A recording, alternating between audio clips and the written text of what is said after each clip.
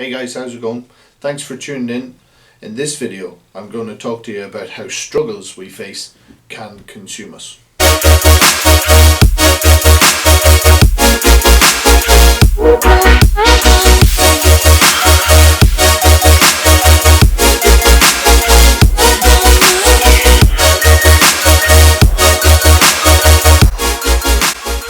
So we all face trials, challenges on a daily basis. Some are larger than others and some will last longer than others. Some can be resolved there in that very moment or within a matter of minutes. Others can take maybe a little bit longer, and then there are those trials that we will face that can last a long period of time and can really rob us of our joy because we feel that there's no end in sight. So the reason why I'm going to talk about this is because it is a real part of daily life for a lot of us. A lot of people face different challenges and it can really rob them of their joy. It certainly has done for me at times. So I'm not talking like I've got it all figured out, but I certainly go through these things as well, the same as anybody else. By talking about it just raises the awareness that we all share the same kind of trials and challenges at different times. So it's nice to know that we're not alone. It's nice to know that there's others who might have a word of experience or a word of wisdom that might encourage us or console us and lift us up and get us feeling a little bit more positive about the challenges that we're facing. So some of us might start our own business because of a variety of reasons. For some of us, we will do it because it's what we have always dreamed about doing. We dream to have that kind of independence and that freedom to be creative, to be able to run our business the way we want. For others, it's for fame and glory. Some people will do it because it is literally the best way of becoming a millionaire or gaining money, unless you're really savvy and you know all about the stock markets. And then there's the kind of person who starts their own business because their circumstances demand it. So they might have found themselves out of a job that they were in because of the recession or the number of recessions we've seen over the last number of years. And so as a result, out of pure necessity, people will force themselves to go and start their own business to provide for their families. And that can bring added pressure and anxiety more than usual for the other guys who are doing it because it's their ambition or their goal or whatever. So they're kind of already going into a situation where it demands them of it. So their mind is already kind of being pushed into a corner. Well, I have to do this. If I don't do it, the alternative is not worth thinking about. So you'll find that the stresses and anxiety of the bills that are coming in, the money that's going out, can be a real drain on the mental strength that we all have. And so it can really rob us of our joy because then we're starting to be pressurized. We're being pushed down mentally by all the weight of all the responsibility and the expectation that we have of ourselves, that our families might have of us, and that can really eat away at us. And so where being self-employed and having your own business can be a really rewarding experience, and it's full of possibilities, it's full of opportunities, we can kind of miss out on that a bit. Many years ago, when I first started window cleaning, I didn't particularly enjoy it. It was the most repetitive job ever. It was the most boring job you could have. It was the same thing day in, day out. When it was cold, you were freezing, you were wet.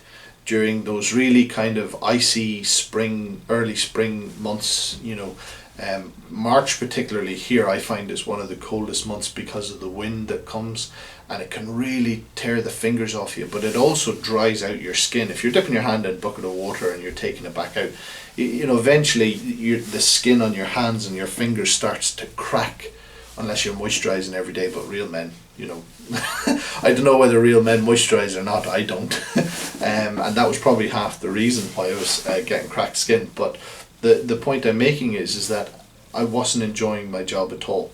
And so it took a while before I started to kind of really sit down and analyze, well, how can I change that? Do I really need to change the job that I'm doing, or do I just need to change my own perception of the challenges that I'm facing? So I make no secret on my videos that I do struggle with depression, and it's not easy whenever it really pulls me down. And so these are part of the reasons as to why having a strong mental attitude is really important.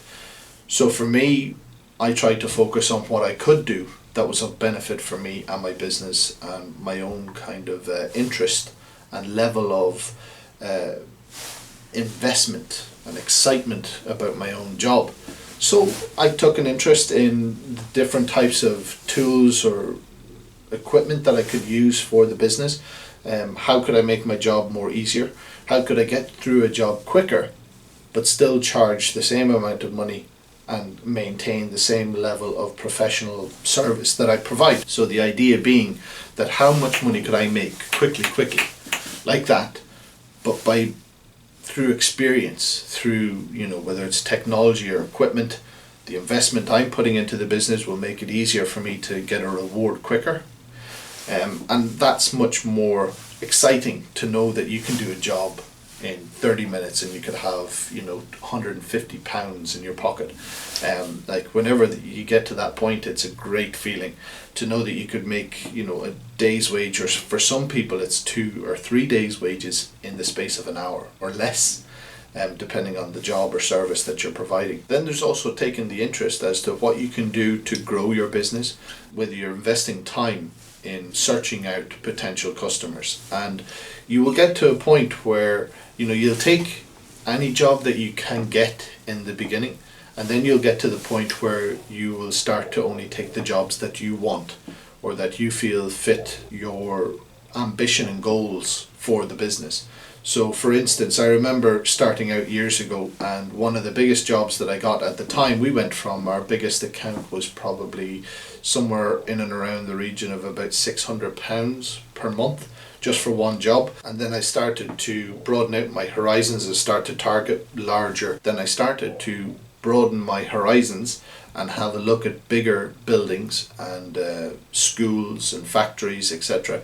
And I remember then that I went and I got my first big contract. It was the biggest contract we ever had, was a school. We cleaned the windows on the school, and I charged £2,500 for about, I think it worked out about 2 days work. There was 3 of us, it was 2 days work for £2,500. And I couldn't believe, and I think that was the first time where I realised that the only limitations you have in your business, whether you're facing challenges and you can't get past them, whether the financial income is not what you want or the rewards are not what you want, the limitations we face in those areas are entirely what goes on up here, how we perceive those possibilities, etc., etc. So the challenges and the trials that we face won't go away. They will continue to come back. They will continue to be the same. So if you can't be in control of the fact that challenges and trials are going to keep coming your way, well, what are you in control of, and what can you change? And that's what this video is ultimately about. It's the fact that you have no control over what tomorrow will bring, but you do have complete control over how you deal with it and how you perceive it. So I'll finish up with this example. If you take 2 people who are about to go down a river, and the first person goes up to a hut that's beside the river, which provides boats, canoes, and inflatable tire rings, so those tubes, and he goes up to the guy and he says to the guy, give me the inflatable tube. The river looks nice and calm, it's a beautiful day, and he thinks to himself, I'll just mosey on down the river and relax, take it easy. So he gets on the tube and he floats down the river. And the other person goes up to the hut and he organises to get a canoe. So he gets his paddle, he gets his canoe and his life jacket, and he sets off down the river as well.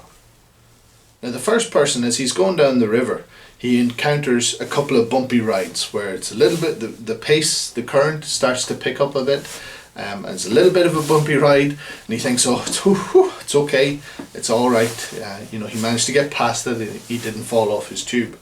But as he gets further down, he starts to see that now there's bigger rapids, there's a lot more faster currents, dangerous rapids in terms of like white water rapids. And there he is on his inflatable tube. And because he didn't take the time to get to know what the river was like, or what to expect, or have an idea of what to expect, he was completely unprepared, isn't he? Compared to the second person who goes down the river and he's in his canoe and he's got his paddle and he's able to be in control because he knew that there was going to be dangerous waters ahead. So he took the time to get his safety vest on, his life jacket. He's got a good canoe and he's got a paddle to help him navigate through the waters, as opposed to the person who just is at the mercy of the challenges he faces as he goes down. So the challenges are identical for both people. The difference is how each of them chooses to deal with it. So if we train ourselves how to try and overcome insecurities in ourselves, how to maybe cope with anxiety and stress and pressure, well then when those rapids come our way, when we encounter those trials, when we encounter those struggles, well then we'll have an idea of how to cope, how best to be in control for ourselves. Because if we're not in control of how we perceive the challenges that we face, then they can really rob us of our joy. They can rob us of the opportunities that are there for us to take advantage of, but we might not be able to see it. Because when we face a challenge, an obstacle, it's like, for some people when they see a challenge or an obstacle, it's like standing this close to a brick wall. The wall might be only 6 foot wide by 8 foot tall in the middle of a highway. But when you're standing that close to a wall, in your peripheral vision, your whole view is taken up by the wall, the obstacle that's in front of you. Whereas if you stand back a bit, you can see that, well, I could go this way around it, I could go that way around it, I could go over it. So just how we perceive those challenges can have a huge impact on how we're able to deal with them. If we try to have that little bit more of a positive attitude about how we can deal with them, be objective in our analysis of our situations. Is there something that we can actually do? Is there something that I could physically do? Can I go out and canvass for more work? Even if it's only basic work, it doesn't matter. If we're struggling to get income in, go out and find those jobs that are always available. Those people who want to pay for the cheapest price, there's plenty of them to go around, and they will help you just get back on your feet. And then as you get a bit more confidence and there's a bit more momentum with your business, you'll be able to grow your business in a direction where you can start to take on the work that you want and not the work that you need. We are the ones who will set the bar extremely high for ourselves, which is a good thing, but don't lose faith when you don't achieve that level.